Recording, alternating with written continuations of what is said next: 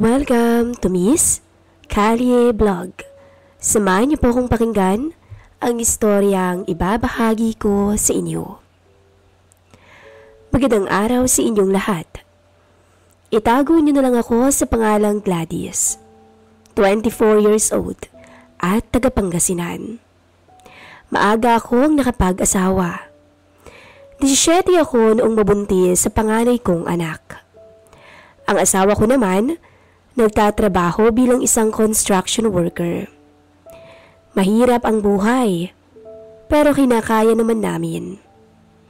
Sa mahigit 6 na taong pagsasama namin ng asawa ko, masasabi kong hindi sa lahat ng oras, puro saya at kaginhawaan na lang ang mayroon sa buhay namin.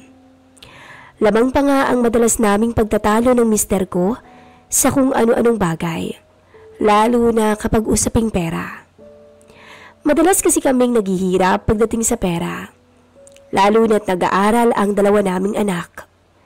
Pangkain pa namin sa pang-araw-araw, pangbaon ng mga bata, at pambayad na rin sa mga pinagkakautangan namin. Tapos minimum wage lang ang sinasahod ng asawa ko, kaya kulang na kulang pa talaga sa gastusin namin sa pang-araw-araw. Nagsasabi naman ako sa kanya na tutulong na ako at magtatrabaho na rin para sa ganoon ay hindi kami masyadong mahirapan. Ngunit sadyang matigas ang ulo ng asawa ko. Gusto niyang manatili lamang ako sa bahay at alagaan lamang ang aming mga anak.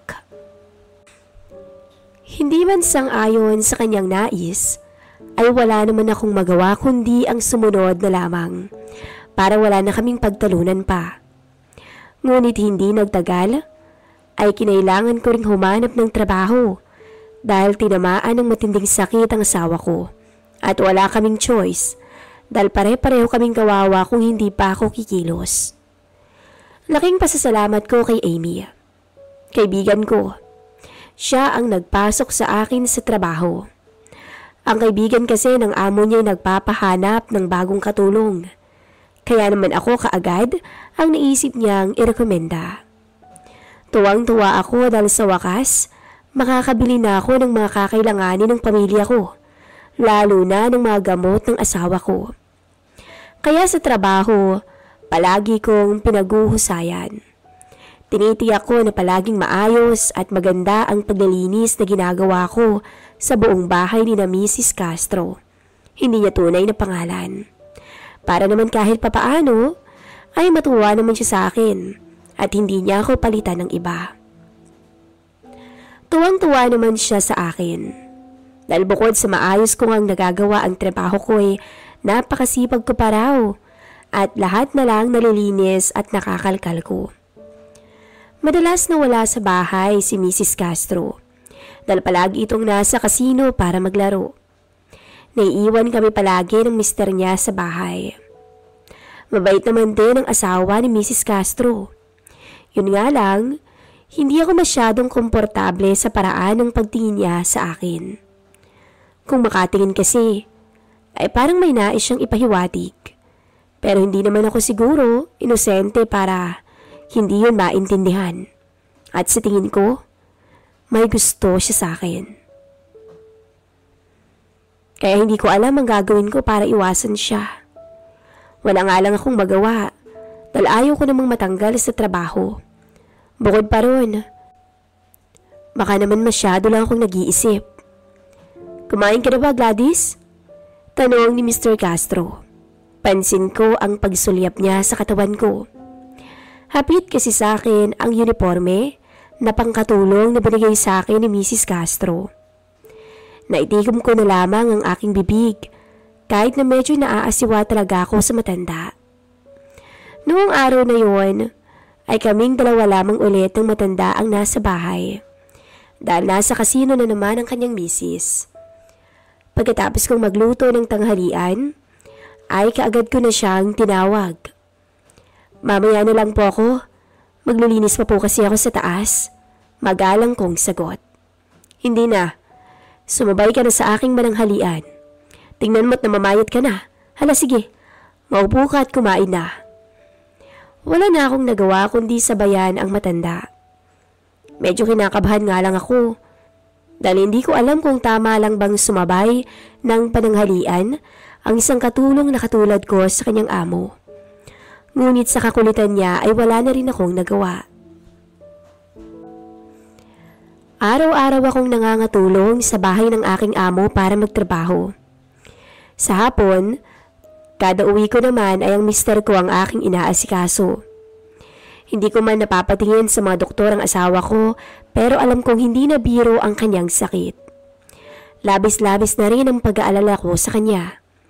Pero sa tuwing gustuhin ko naman na dalhin na siya sa ospital para patingnan siya ay palagi siyang tumatanggi dahil sayang lang daw yun sa pera. Ngunit isang gabi, nang kumbulusin siya ay wala na talaga siyang nagawa nang dalhin ko na siya sa ospital. Malala na ang sakit ng asawa ko. Mayroon siyang bato sa bato kung tawagin. At kailangan na niyang maoperahan sa lalong madaling panahon. Hindi ko alam kung saan ako kukuha ng pera para sa operasyon niya. Lalo na nasa ilang libo rin ang kailangan kong bunuin para matuloy ang operasyon. Ang ipon na katago-tago ko mula sa mga perang binibigay sa akin ng asawa ko ay nagamit ko na rin.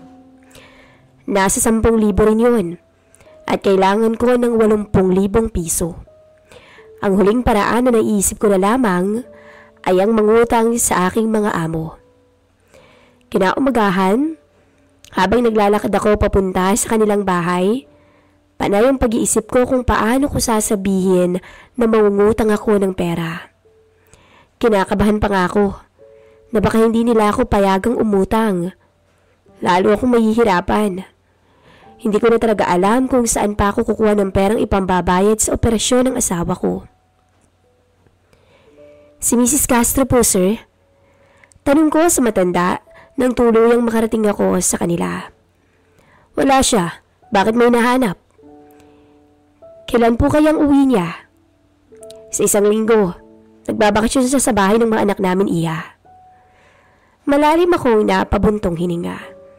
Dahil mukhang wala akong mapapala. Bakit ba? Anong kailangan mo sa kanya, iha? Kahit na nahihiyang magsabi sa kanya, ay minabuti ko na rin magsabi. Baka matulungan niya rin ako. Kaya yaman po. Kakapalan ko ng mukha ko. Manghihiram po sana ako ng 80,000. Malaking halaga po kasing kailangan sa operasyon ng asawa ko sa lalong madaling panahon. Huwag po kayong mag-alala. Dahil hindi ko naman po tatakbuhan ang uutangin ko sa inyo. Magbabayad po ako sa abot ng makakaya ko.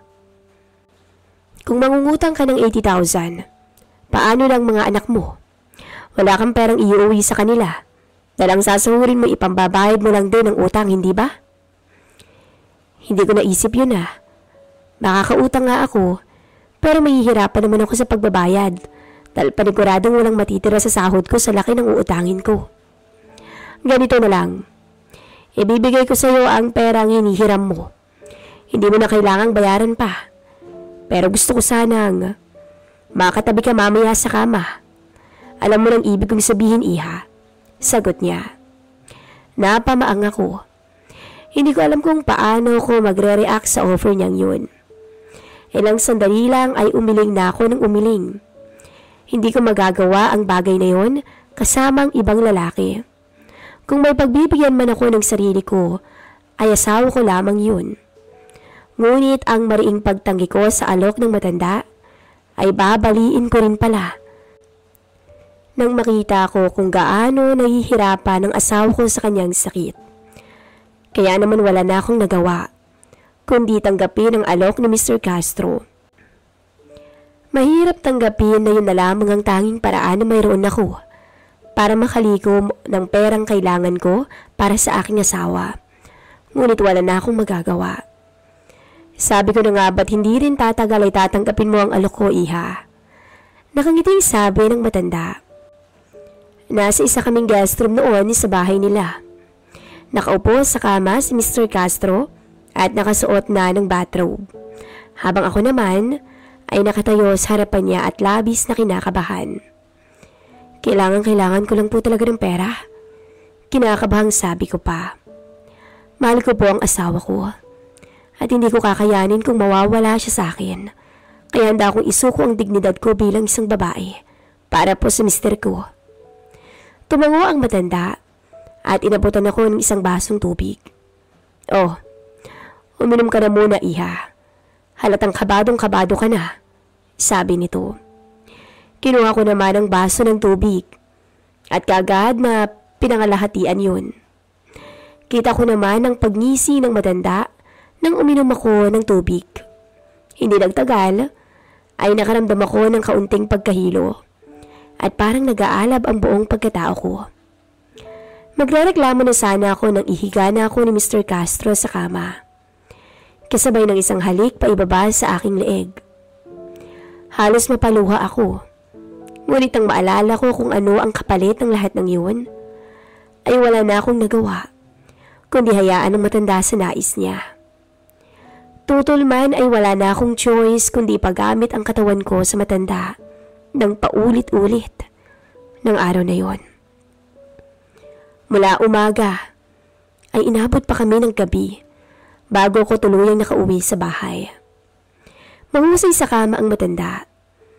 Sa edad niyang 56 ay hindi pa rin kumukupas to sa pagbibigay aliw sa mga babae.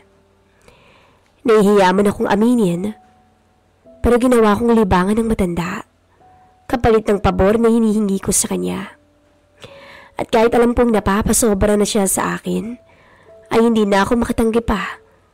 Dahil sa huli, aaminin kong nahumaling din naman talaga ako kung paano ako dalihin sa alapaap ng amo ko. Tuloy ay parang hinahanap-hanap po na ang matanda. Kahit sa aking pagtulog.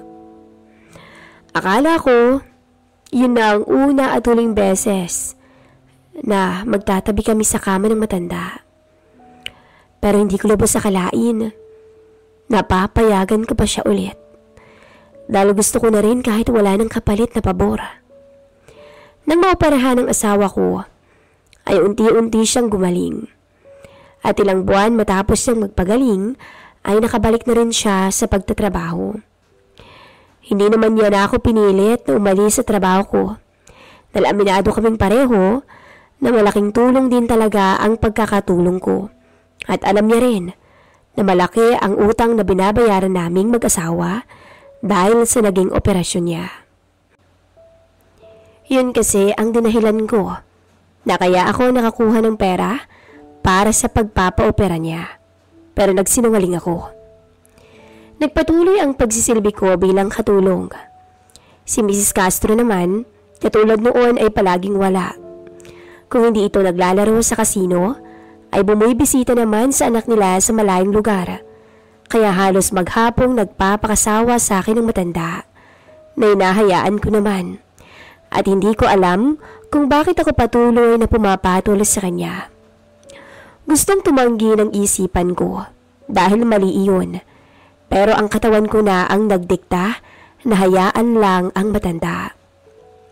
Sabay na tayong kumain, iha, sabi ni Mr. Castro habang naghahain ako ng tanghalian niya. Hinawakan niya ang braso ko at bahagyang napahaplos. Nagulat ako sa kanyang ginawa, ngunit napangiti na rin kalaunan. Sabay kami na nanghalian ng matanda. At panay ang tanong niya kung kumusta na raw ang mister ko. At kung nakakapagtrabaho na raw ba ulit. At maya-maya lang, sinabihan niya ako na sabay na kaming mag-shower.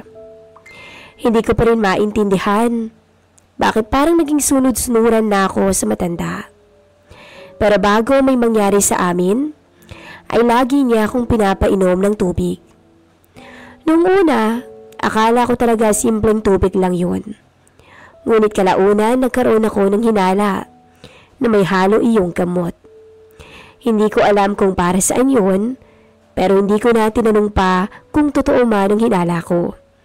Basta ang alam ko lang ay lalo kong nagiging sabik sa kanya.